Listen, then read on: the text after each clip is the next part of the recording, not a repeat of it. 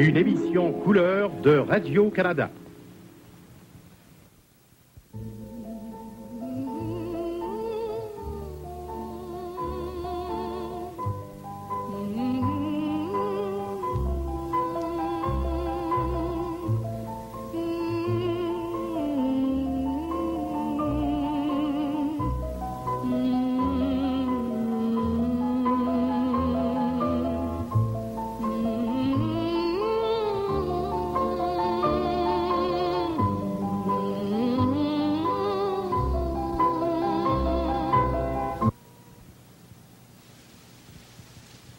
Quand je vous ai revu le lendemain, vous étiez changé.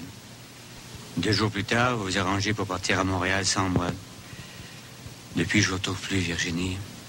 Je ne retrouve plus votre sourire, votre indulgence. Il va falloir faire quelque chose, Virginie. Ça peut pas continuer comme ça. Il faut encore que je vous dise que j'ai tout oublié. J'ai découvert que c'était pas à cause de vous. J'ai découvert que c'était en moi. J'arrive plus à prendre dessus. C'est la première fois de ma vie que ça m'arrive. Je peux pas supporter. C'est comme si j'allais faire une dépression. J'ai beau essayer de m'accrocher à tout ce qui m'entoure, j'arrive pas à me tenir droit debout comme un homme. Ah, ça me fait peur de voir que je vieillis, de voir le vide de ma vie. Vous avez besoin de vacances. Vous devriez partir, vous changer les idées, refaire vos forces. Vous pensez que ça m'est possible de partir avec tout le travail que j'ai sur les bras? Je suis là, monsieur Boisvert est là. On pourrait mettre les bouchées doubles. Non, il faut que je passe à travers, il faut que je reste. Je n'ai jamais avoué battu, Virginie. Le jour où ça m'arrivera, je serai un homme fini. Ça serait peut-être à moi de partir, alors. Si jamais vous faites ça, Virginie, si jamais vous quittez le bureau, je me flambe la cervelle. Vous le feriez pas parce que je vaux pas ça. Mais vous êtes le premier homme qui me dit une chose semblable. Même si vous la pensez pas vraiment, je trouve que c'est très gentil de votre part.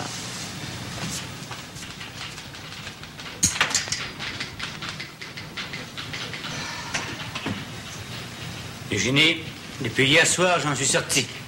C'est ce que je voulais vous apprendre ce matin. Je suis bien heureuse pour vous, monsieur Pigeon. Et où est-ce que j'ai fait pour ça? Non? Je suis rentré de bonne heure à la maison et je suis tombé en amour avec ma femme. Je suis bien heureuse pour vous. Je me suis dit, Charles, c'est la femme que t'as mariée, il y a assez longtemps que t'as néglige. Il faut faire quelque chose pour la rendre heureuse. Elle ne me reconnaissait plus. Je l'ai invitée en ville, on a mangé dans un bon restaurant, ensuite on a dansé. Comme si on avait retrouvé nos 20 ans. Je suis heureuse pour elle aussi. Maintenant, il faut que je m'arrange pour que ça dure. Si vous voulez, vous pouvez prendre de bonnes résolutions. Mais j'ai prise. Et je vais y tenir. Vous m'appellerez si vous avez besoin de moi. Virginie. Oui, plus tard, je suis occupé. Virginie, vous avez complètement oublié. Complètement, oui. Tout va recommencer comme avant, vous allez vous montrer heureuse. Je fais toujours mon possible. Oui, je sais. Et quand vous êtes revenu de Québec, vous portiez le deuil dans vos yeux. C'est ce qui m'a démoli. Je portais le deuil de mes illusions. C'est ce qui arrive à toutes les vieilles filles. Un jour, elles s'aperçoivent qu'elles ont longtemps rêvé. Tout ce qu'il leur reste à faire, c'est de revenir à la réalité. Je vais vous aider. Je vais essayer de vous aider. Oh non, vous avez suffisamment de problèmes. Occupez-vous de tenir vos résolutions, de rendre votre femme heureuse. C'est déjà beaucoup pour un homme. Oui, c'est déjà beaucoup. On voudrait rendre tout le monde heureux, mais c'est impossible. Impossible. C'est ça.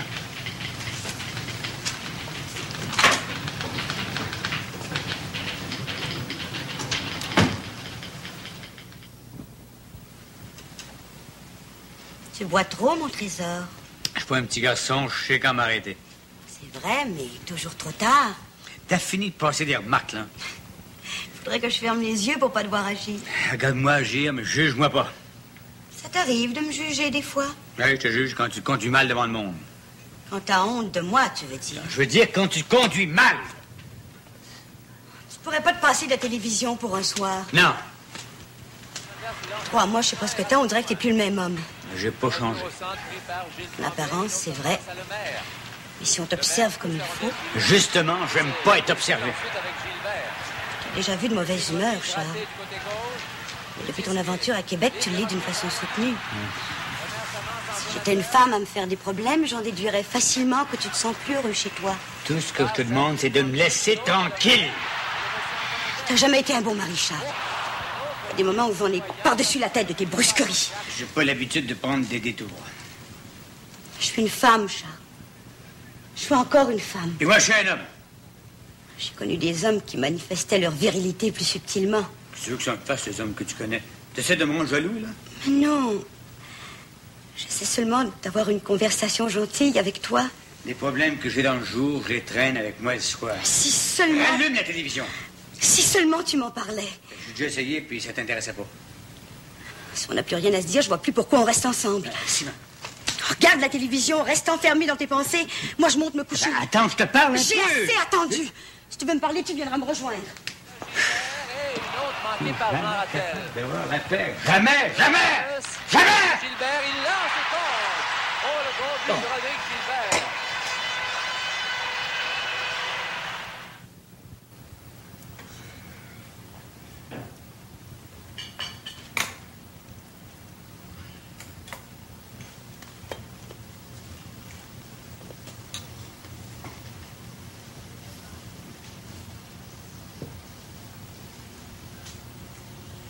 Êtes-vous heureux des fois? Oui, vous le savez. Ça vous est facile d'avoir du plaisir, de vous amuser, mais je vous demande si vous êtes heureux. Le bonheur, qu'est-ce que c'est que ça, au juste? C'est la plus grande chose qu'on puisse réussir ici-bas. Vous rêvez, Virginie. C'est beau de rêver, mais ça mène nulle part. Parfois, mes rêves m'ont mené bien loin, mais personne ne l'a jamais su. Moi, je suis rendu au bout de mon voyage. Je laisse venir les années avant de crever. Et vous n'aurez jamais su ce que vous étiez vraiment. Parce que personne ne me l'aura dit. Vous êtes un homme très généreux. Mais généreux à la façon de ceux qui ont connu la pauvreté. Et ça, votre succès, votre réussite, vous ne les pardonnerez jamais. C'est pour ça que vous gaspillez inutilement votre temps, vos énergies, votre argent. Parce que très loin au fond de vous-même, vous vous sentez coupable d'avoir trahi vos origines, votre condition première. Il vous faut des échecs pour accompagner votre réussite. Sinon, vous n'êtes plus vous-même. Vous dites que vous avez passé l'âge d'entreprendre des choses nouvelles. Mais c'est pas ça la vraie raison. La vraie raison, c'est que vous avez peur d'augmenter votre degré de culpabilité. Vous avez peur d'être heureux, d'être pleinement vous-même. J'irai même plus loin, Monsieur Pigeon. Vous vous pardonnez pas d'exister. Virginie, j'éprouve un peu de difficulté à bien vous comprendre, mais j'ai l'impression que vous venez de toucher quelque chose de très profond en moi, quelque chose que j'essaie de cacher depuis des années, des années, des années. Si j'ai raté ma jeunesse parce que je l'ai assassinée. Par besoin d'un échec. Si je suis pas heureux avec ma femme. C'est parce que vous aviez besoin de rater votre mariage. Mais qui vous a dit tout ça, Virginie? Eh bien, je vous côtoie chaque jour, je vous regarde agir, je vous écoute parler. Et le soir ou la nuit, quand il m'arrive de penser à vous, eh bien, je récapitule, j'essaie de voir clair, de faire la somme, de comprendre l'homme que vous êtes. Virginie, ne me laissez jamais. Sans vous, je ne sais pas ce que je deviendrais.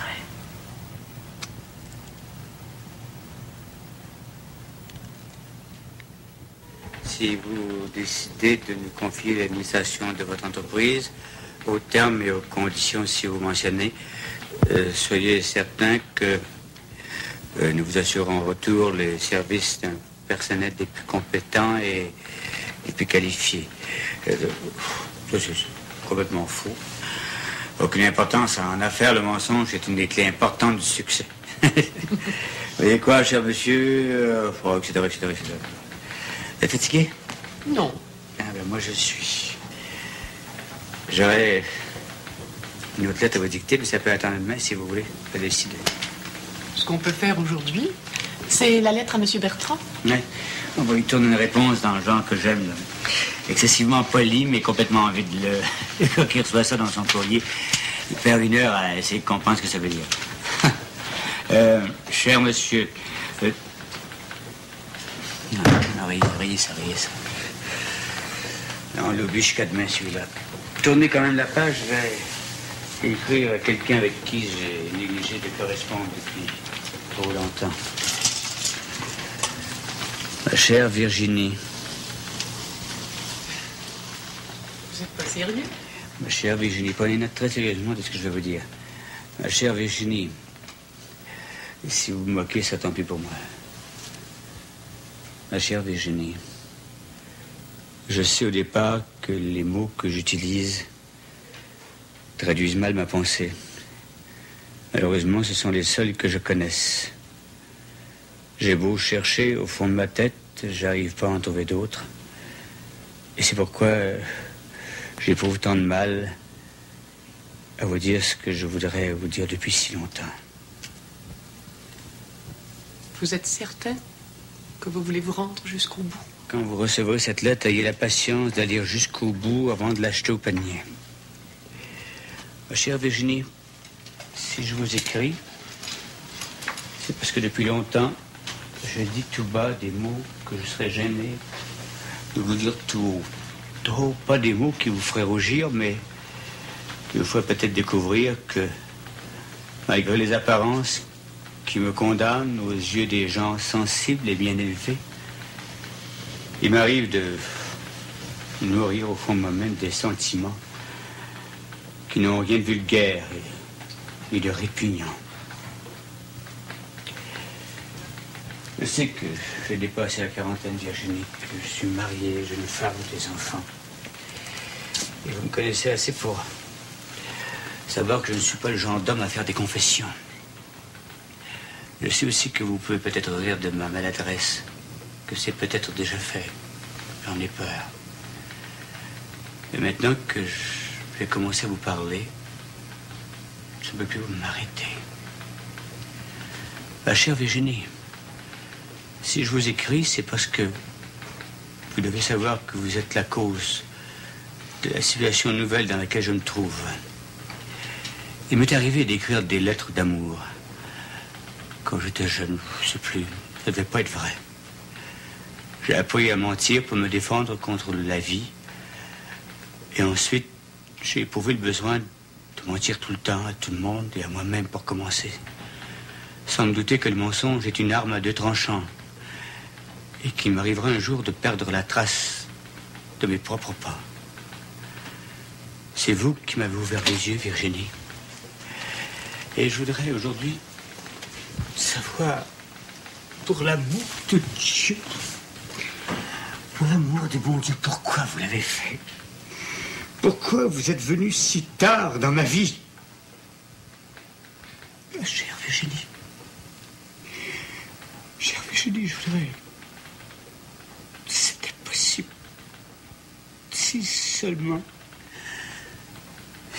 c'était possible. Si seulement c'était possible. Pour deux êtres qui se côtoient chaque jour et qui se cherchent depuis si longtemps. Si seulement c'était possible qu'ils cessent de se tourmenter, de se faire du mal,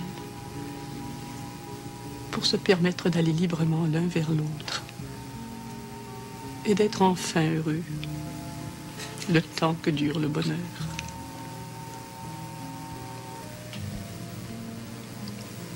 Entre vous et moi, à mesure que l'amour grandit, l'impossible prend des dimensions de plus en plus énormes. Quand j'ai ouvert votre lettre, j'ai pas eu envie de rire.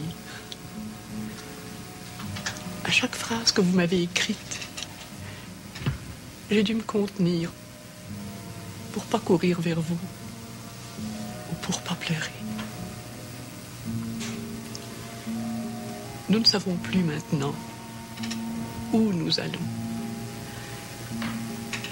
Mais en terminant, je vous conjure du plus profond de mon être de rien faire, de rien gâcher, de rien détruire de ce qui a été votre vie, Je suis prête à disparaître, si c'est la seule solution qui reste. Mais je suis pas prête à vous permettre de détruire votre famille et votre mariage au profit d'un bonheur que je ne saurais que maladroitement vous offrir.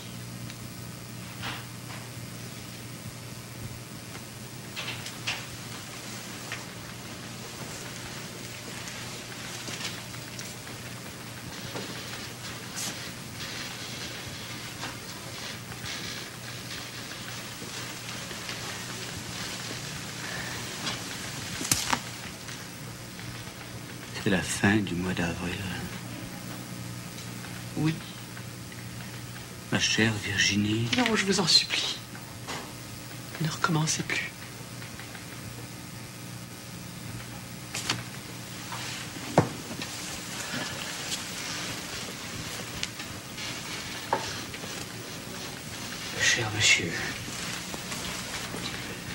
Cher monsieur, en réponse à votre lettre du 15 de ce mois,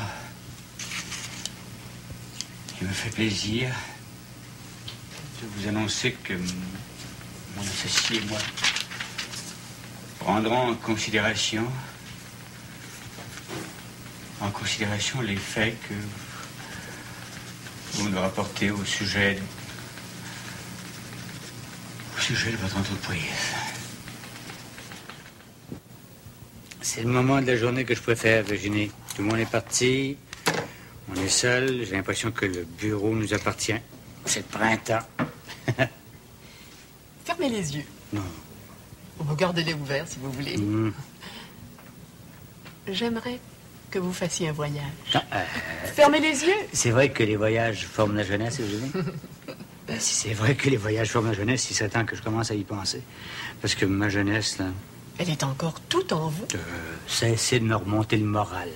Il y a tant de villes de par le monde à visiter. Laquelle me conseillez-vous?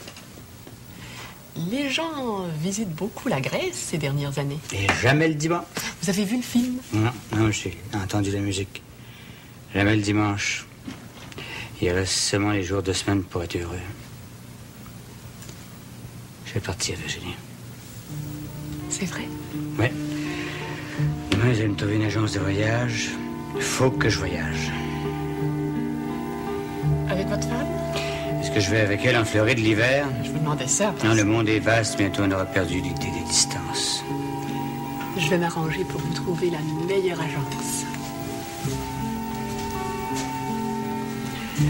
Trouvez-moi surtout l'agence qui m'éloignera le plus rapidement de vous. Oui. T'as décidé ça cet après-midi? Ouais. Sans m'en parler. T'as voulu que je te consulte avant? J'aurais pu m'attendre à ce que tu me demandes de t'accompagner. Je suis assez grand pour voyager tout seul en Europe. Je pourrais peut-être aimer ça y aller moi aussi. Je te répète que c'est un voyage d'affaires. Tout un mois. Tu vas pouvoir régler beaucoup d'affaires à Paris. Je vois pas seulement à Paris, je vais aller en Grèce aussi. En Grèce? C'est une idée qui t'est venue comme ça. J'ai le droit d'avoir des idées, moi aussi. Je ne nie pas, mon chéri. Tout le monde a vu ça, comment on appelle ça, le temple d'Apollon, là. Je veux voir ça, moi aussi. Oh. On apprend des choses à tout âge.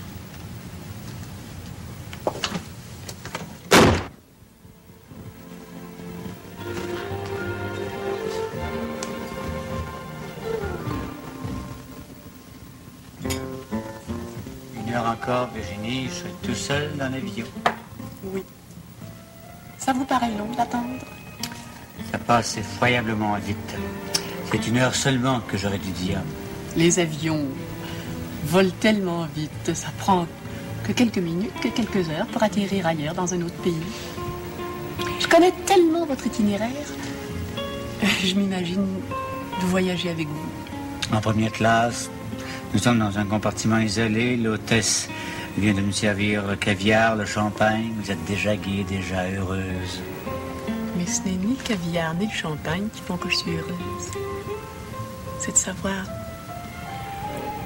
que je suis avec vous. C'est une chose qui aurait pu se produire. Que je suis avec vous. De savoir que pendant tout un mois, nous allons faire un voyage et que nous allons découvrir ensemble des pays merveilleux.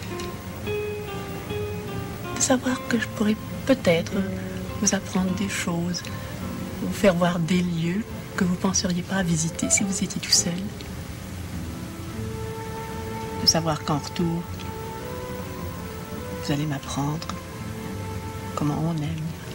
Non, parlez pas. Laissez-moi finir mon voyage. Nous sommes à Paris.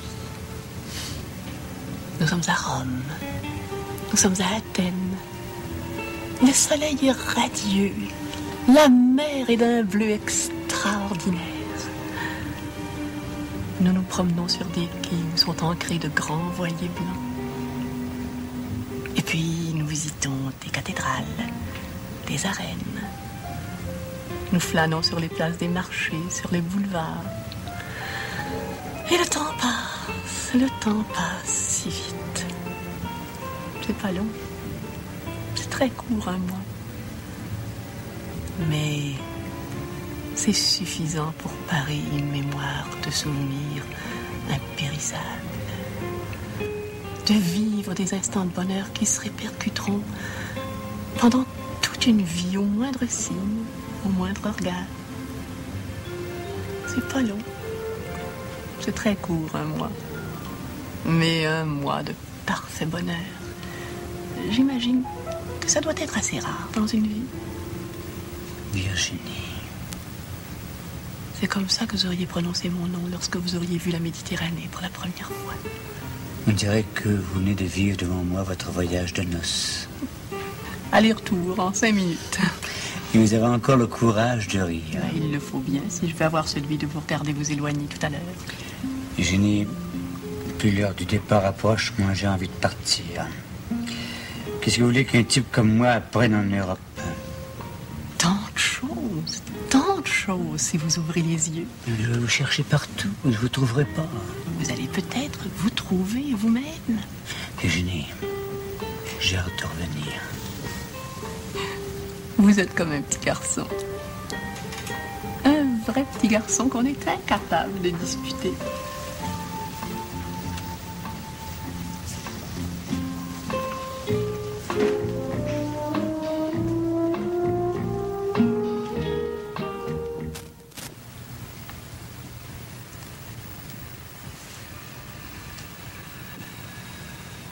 C'est son avion, j'en suis certaine. Tel que je le connais, il a dû commander une bouteille de champagne. Pour s'étourdir, pour oublier qu'il a peur. C'est un homme comme ça. Il faut le prendre comme il est. Qu'est-ce que t'as, Virginie? Rien, papa. Si tu permets, je vais aller dans ma chambre.